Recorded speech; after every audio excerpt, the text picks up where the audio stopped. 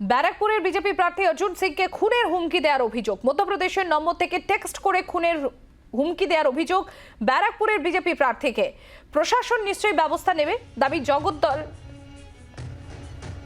প্রশাসন নিশ্চয়ই ব্যবস্থা নেবে দাবি সোমনাথ শামের।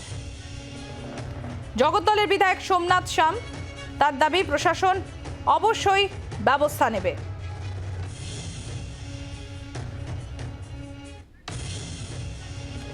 তৃণমূলের পার্থভৌমিক, অভিষেক ব্যানার্জি, মমতা ব্যানার্জি সব কিছু পারে, কিন্তু আমি এটা বুঝতে পারলাম না কি আমাকে বলে মারাটা খুব কঠিন আছে। আমি পুলিশকে এখন কমপ্লেন করছি, সিপির সঙ্গে আমার কথা হয়েছে, সেন্ট্রাল এমএচএর সঙ্গে কথা হয়েছে, মিনিস্ট্রি অফ হোম অ্যাফেয়ার্স আমাকে জানতে চেয়েছে। এর ডিটেলস পেয়েছি। এই ছেলেটা মমিনপাড়া কালাবাবু যে হিরোইন বিক্রি করে তার সঙ্গে থাকে। নাম আছে নিকেতন বর্মা, ডাক নাম হলো ছোটু। খোঁজ নিচ্ছি, পুলিশ ধরবে কি না ধরবে আমি ঠিক ধরে নেব।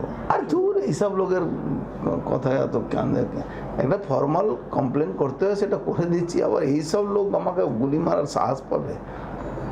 মমতা ব্যানার্জি ছাড়া পার্থভৌমিকের ক্ষমতা নেই এইসব করা। পার্থভৌমিক কি আছে? চুনোপটি আছে। মমতা বন্দ্যোপাধ্যায়ের উপরে আস্থা রাখতে বলুন অর্জুনকে। মমতা বন্দ্যোপাধ্যায় থাকা পর্যন্ত কেউ অর্জুনকে কিছু করতে পারবে না। প্রশাসনের উপরে না ভরসা করে এদিক ওদিক মিডিয়াতে প্রোপাগান্ডা করে নিজের টিআরপি বাড়ানোর কোনো করলে হবে না। নাম পাওয়া গেছে তো প্রশাসন তার ব্যবস্থা নেবে।